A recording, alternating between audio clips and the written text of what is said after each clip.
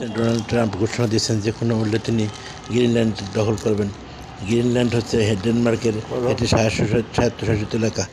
ফলে ডেনমার্ক কঠোর অবস্থান নিয়েছে তার বিরুদ্ধে, এবং ডেনমার্ক হচ্ছে ন্যাটোর একটি শক্তি। আমেরিকাও ন্যাটোর প্রধান শক্তি। ফলে ন্যাটোর মধ্যে বিরুদ্ধ সম্ভাবনা দেখা দিয়েছে। কিন্তু ডেনমার্কের আহ্বানে ইউরোপিয়ান দেশগুলো ডেনমার্কের পক্ষে নেমেছে। ফ্রান্স, জার্মানি, গ্রেট ব্রিটেন সহ কয়েকটি দেশ অলরেডি বিবৃতি দিয়ে জানিয়ে দিয়েছে তারা গ্রেট ব্রিটেনের পক্ষে আছে, এবং তারা এই ডেনমার্ক গঠনটি প্রয়োজনীয় যুদ্ধের মাধ্যমে প্রতিহত করবেন, এবং তারা তাদের ভূখণ্ড রক্ষা করবেন।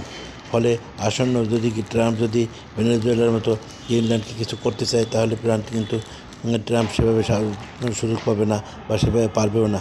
ইউরোপিয়ান শক্তিগুলি একে একে সমস্ত প্রস্তুতি নিয়ে রেখেছে, এবং আমেরিকাকে প্রতিহত করার জন্য তারা আমেরিকার উপরে অবরোধ আরোপ করার চিন্তাভাবনা করেছে। বিভিন্ন পত্রিকা সূত্রে রিপোর্টগুলিকে সন্নিবেশ করে আপনার জন্য দেওয়া হলো। আপনার রিপোর্টটা পড়ে দেখতে পারেন।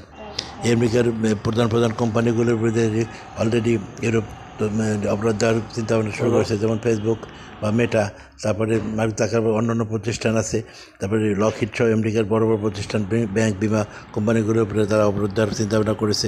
বিষয়টি ব্যাপকভাবে আলোচনা চলছে। ট্রাম্প যদি সব কিছু ভেদ করে গ্রিনল্যান্ড দখলের চেষ্টা করেন, তাহলে দেখা যাবে যে ট্রাম্পের এতদিন যে বারবারন্ত ছিল সেই ক্ষমতার মধ্যে টান পড়েছে। কারণ ইউরোপ আর ভেনেজুয়েলা এক না।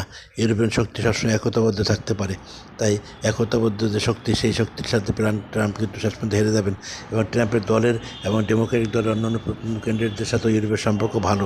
তাই ইউরোপকে তারা এত সহজে ত্যাগ করতে পারবে না। বিষয়টা আপনারা ভেবে দেখবেন। আপনার রিপোর্টটি পড়ে দেখতে পারেন। আসসালামু আলাইকুম, সবাই ভালো থাকেন। আমার চ্যানেলটি ভালো হলে সাবস্ক্রাইব করার অনুরোধ রইল।